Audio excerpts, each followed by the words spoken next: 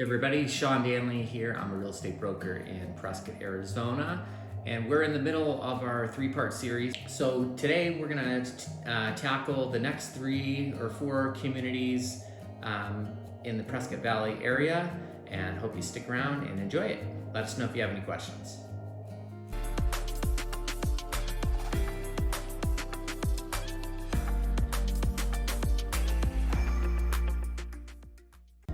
One thing to consider when you're looking at larger acreage communities, especially if you're coming from a subdivision, whether that's in a big city or locally, there's some pretty significant differences when you move on to acreage, particularly if you have a home built. Your builder is likely not going to fence your property or provide you with front or rear landscaping. So that's an expense that you'll have to take on after you take possession.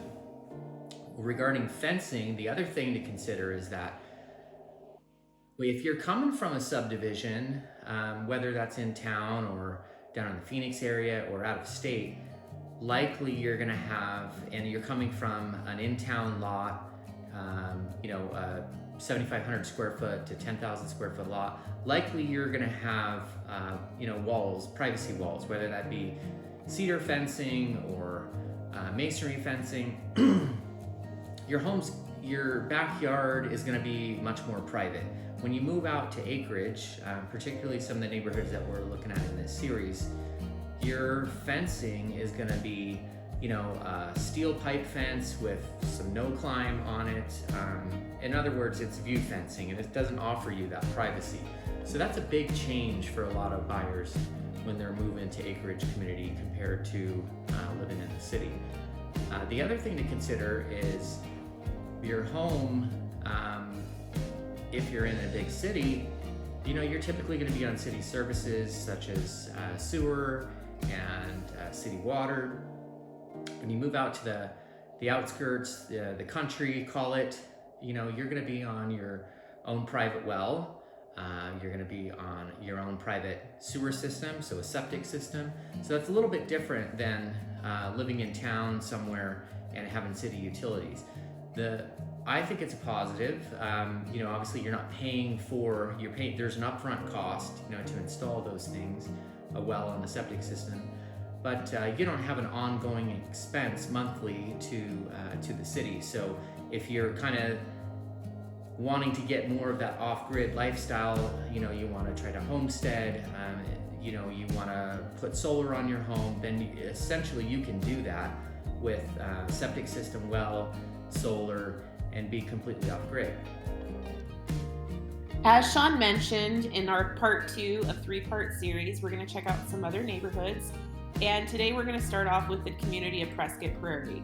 Prescott Prairie is located off of Coyote Springs and Mummy View. It's about 4.5 miles from the Highway 89, so it's maybe a 15 to 20 minute drive into downtown Prescott Valley or even to the Costco. The community was started in the early 2000s, and it is a 2-acre minimum parcel size in there. They do go up in size, but 2 acres is the minimum. They do allow horses. You're allowed to build an RV shop. They do have architectural review guidelines that you have to go through to do that, but some of the homes that are constructed already have the RV shops, so there is room for animals, toys, boats, side-by-sides, etc., and it is a pretty convenient location. It's also located in a homeowners association, and their dues are currently sitting at $198 per year. Something that I really enjoy about Prescott Prairie too is that it is close to state land, so you can ride your horses or side-by-sides out from here. The other thing worth noting is most of the community is going to be that view fence like Shawn had mentioned earlier, so it's more wide open. It takes an advantage of the views around you, and it gives you that wide open prairie feel, which is kind of neat as well. You can see some people have the metal fencing, other people have the white vinyl fencing, but it is, for the most part, all view fencing in there. And our next subdivision on today's tour is H&F Windmill Ranch. H&F Windmill Ranch is located off of Prescott Valley. And it is also a 2-acre minimum in there. It's a homeowners association, and the dues are currently sitting at $150 per year or $75 per year per acre. It is a location that takes into account the views of Bradshaw Mountains, Mingus, and the Lonesome Valley behind. And they do have a 2,000 square foot minimum in there. They allow horses and animals, and there is room for shops as well. So it's another great neighborhood to check out.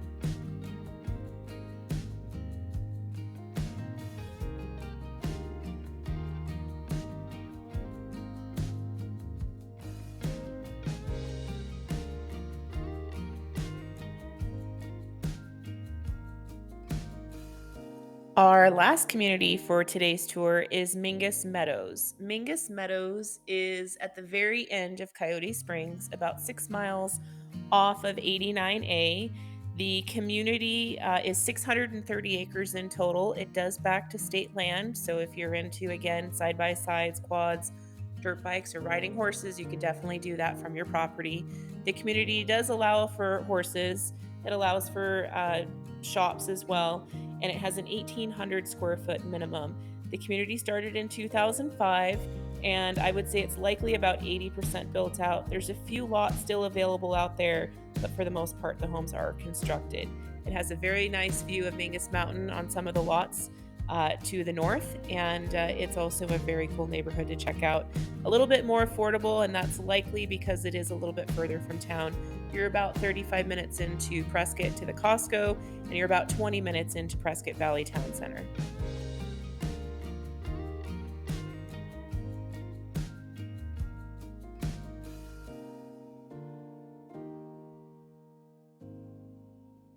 There is a homeowners association with dues. They are $225 semi-annually or $450 per year. And if you're into collector cars, this might be a good neighborhood to check out. A majority of the roads are paved. All of the major thoroughfares are paved. So that is nice amenity as well in that community. This last house in Mingus Meadows is just built, and it's sort of that modern farmhouse style. We like it. We hope you do too.